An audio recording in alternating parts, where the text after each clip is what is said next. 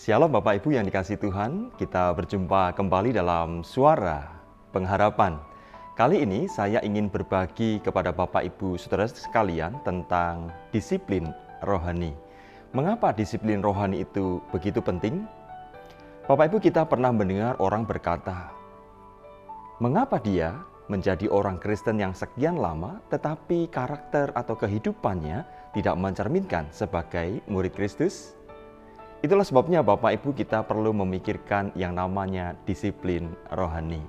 Mengapa kita perlu melakukan disiplin rohani? Yang pertama, kita sadar bahwa pertumbuhan rohani tidak terjadi secara instan.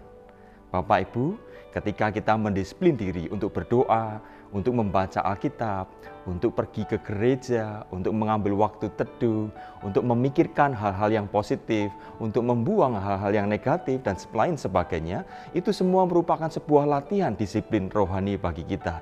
Tujuannya adalah agar kita boleh mengalami kedewasaan rohani dan pertumbuhan dalam iman kita. Yang kedua, Bapak Ibu yang dikasihi Tuhan, kita harus ingat, kita harus sadar seperti apa yang dikatakan oleh Martin Luther, bahwa ketika kita menjadi orang percaya, pada satu sisi kita sudah dikuduskan oleh Allah, status kita menjadi orang-orang kudus, namun di sisi lain Bapak Ibu, kita adalah orang-orang yang memiliki tabiat manusia lama. Kita adalah orang-orang yang mengenakan tubuh yang lama yang sudah cemar dosa. Maka yang kedua yang kita perlu perhatikan adalah mengapa kita perlu disiplin rohani, karena kita harus bisa menghandle tabiat manusia lama kita. Hanya dengan disiplin rohani Bapak Ibu kita bisa mengalahkan tabiat manusia lama kita atau menghandle manusia lama kita. Seperti amarah, kebencian, perkataan kotor, pikiran kotor dan lain sebagainya.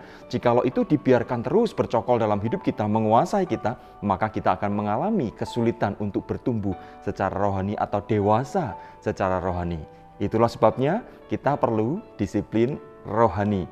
Dengan disiplin rohani Bapak Ibu kita bisa mengalahkan atau menghandle tabiat manusia lama kita. Karena itu mari hari-hari ini jikalau kita mengalami pergumulan tentang kehidupan kita sebagai murid Kristus, mulailah dengan disiplin rohani. Mari kita bertumbuh bersama di dalam Tuhan supaya nyata bahwa kita adalah murid-murid Tuhan. Tuhan Yesus memberkati kita sekalian. Amin.